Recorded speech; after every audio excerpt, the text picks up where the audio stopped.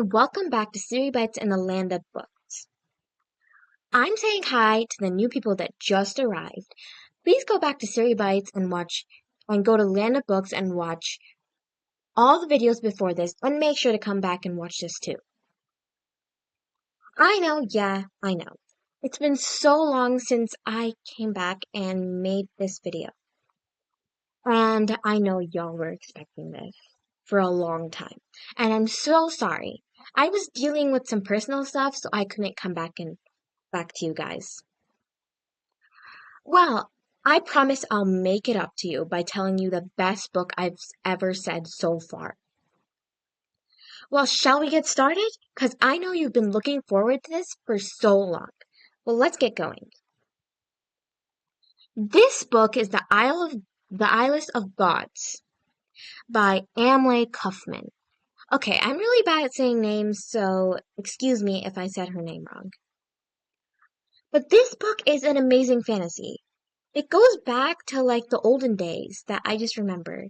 Like when sleeping gods wake up, and it's more like this fantasy instead of the mystery thriller kind of thing. So it's a new type of topic that I usually read about. It's more I expected this book to be about pirates before I even read this. So I know this cover looks like it gives half the thing. You might think it's pirates, but honestly, I just read this book and I was just lost my breath right there. I was just so hooked up, I couldn't even stop. When Sally's father leaves her high and dry in the port of Kirkpool, she has no intention of riding out winter on land, while he sails to adventure in the North Seas. But any plan to follow him are dashed with an handsome stranger with tall tale magician's marks on his arm. Boards her on a ship, presenting her and her crew with a dangerous mission to cross the Circent Sea without distraction, so he can complete a ritual on the scared Isles of Gods. What starts in leisure cruise will lead to an act of treason and spear terror on the high seas, bringing 2 centuries to brink of war, 2 strangers closer than they ever thought possible, and steering 2 dangerous gods from centuries of slumber. This is all about gods that sleep and they wake up. And this gives so many powers. More than 2.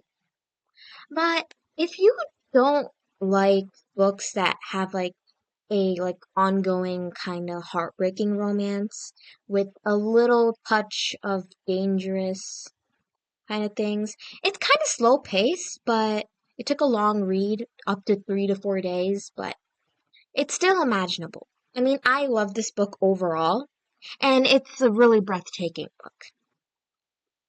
So it has so many pals, and it's in first person.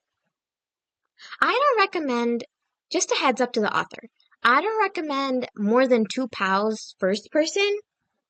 So I recommend third person. It's alright. Third person, it's okay. That's great. So this book has an overall 4 rating. I would rate this 3.9 out of 5. But this book's an overall good read, and I recommend this. It's a breathtaking fantasy that has a touch of romance, lingers with magic, and thrilling adventures. So today is an amazing day of Land of Books for my reading book board and for everyone else in the whole entire world. Remember to stay happy and be happy for the rest of your lives. Well, let's get going and wake up the gods from their slumber.